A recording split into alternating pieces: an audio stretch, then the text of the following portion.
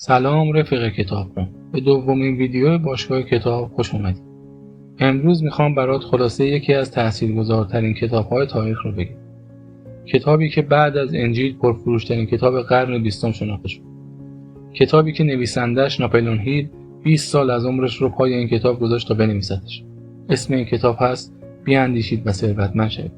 داستان از اونجایی شروع میشه که اندرو کارنگی، یکی از ثروتمندترین مردان تاریخ، از ناپلئون هیل میخواد بره با 500 نفر از موفق‌ترین آدم‌های دنیا مصاحبه کنه و فرمول موفقیتشون رو پیدا کنه. هیل این کار رو میکنه و نتیجهش میشه همین کتاب. اما اجازه بده اول یه چیزی رو شفاف بگم. این کتاب فقط درباره پول نیست. این کتاب درباره طرز فکریه که به پول، موفقیت و زندگی بهتر منجر میشه. هیل خودش میگه ثروت واقعی فقط توی حساب بانکی نیست. ثروت واقعی توی ذهنت شروع میشه.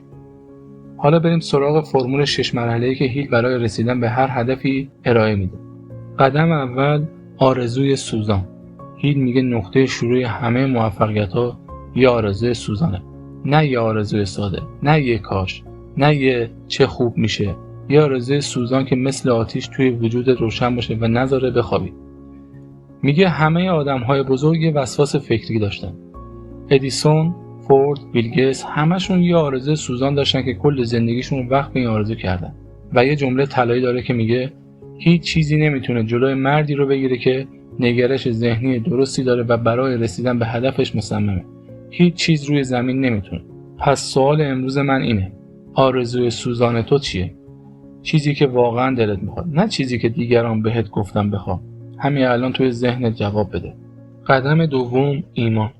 حالا که آرزوت رو مشخص کردی، باید باور کنی که بهش میرسی. هیل میگه ایمان پیله بین آرزو و واقعیت. یه جمله خیلی معروف داره که میگه هر چیزی که ذهن انسان بتونه تصور و باور کنه میتونه بهش برسه. دقت کن، نمیگه شاید برسه، میگه میتونه برسه. این میتونه خیلی مهمه، چون ایمان نیروی محرکه‌ای هست که باعث میشه دست به کار بشی، راه حل ها رو ببینی و تسلیم نشی.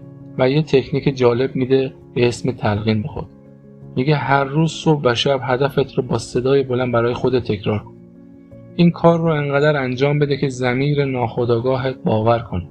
چون ضمیر ناخودآگاه مثل باغچه میمونه که هر بذری توش بکاری رشد میکنه، چه خوب باشه چه بد. قدم سوم، دانش تخصصی. هیل یه تفاوت مهم میذاره بین دانش عمومی و دانش تخصصی. میگه دانش عمومی توی دانشگاه هست، ولی دانش تخصصی دانشی که برای رسیدن به هدف خاص خودت نیاز داری. میگه ثروتمندترین آدم‌ها لزوما تحصیل کرده‌ترین آدم‌ها نیستن، بلکه اونایی هستن که بلدن چطور دانش رو به دست بیارن و ازش استفاده کنن.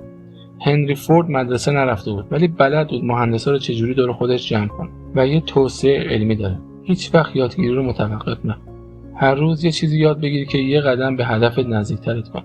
کتاب بخون، پادکست گوش بده، آدم‌های موفقی رو پیدا کن و ازشون یاد بگیر. قدم چهارم، تخیل. هیل میگه تخیل کارخونه ذهنه. همه اختراعات بزرگ اول توی ذهن یه نفر تصور شدن، بعد به واقعیت پیوستن.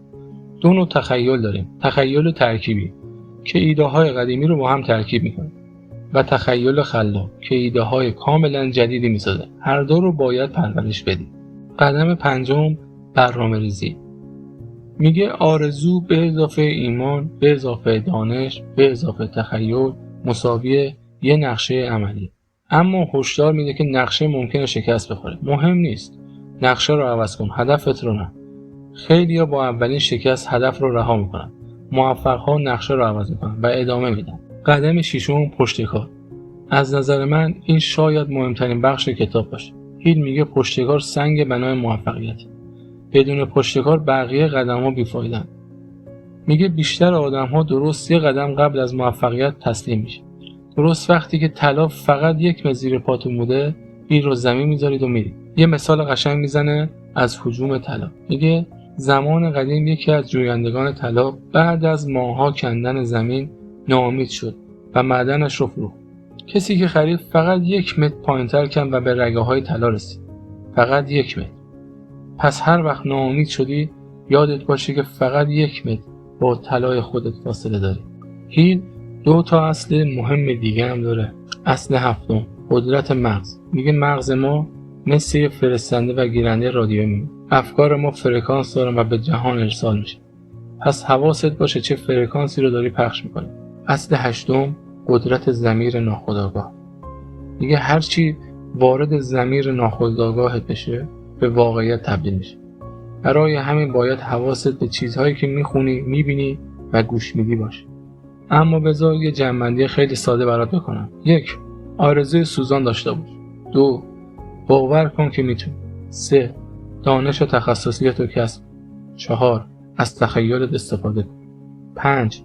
نقشه بکش ولی اگه نشد نقشه‌ات رو عوض کن. 6. پشتکار داشته باش حتی وقتی همه چی علیه توه. حالا سوال من از توی این کتاب کدوم اصل بیشتر به دردت خورد؟ کدوم یکی رو الان توی زندگی خودت میتونی استفاده کنی؟ برام توی کامنت ها بنویس. و اگه دوست داری کتاب بعدیت رو هم انتخاب کن. اسمش رو برام بنویس. اگه خوشت اومد سابسکرایب کن و زنگوله رو بزن که ویدیو بعدی رو از دست ندی.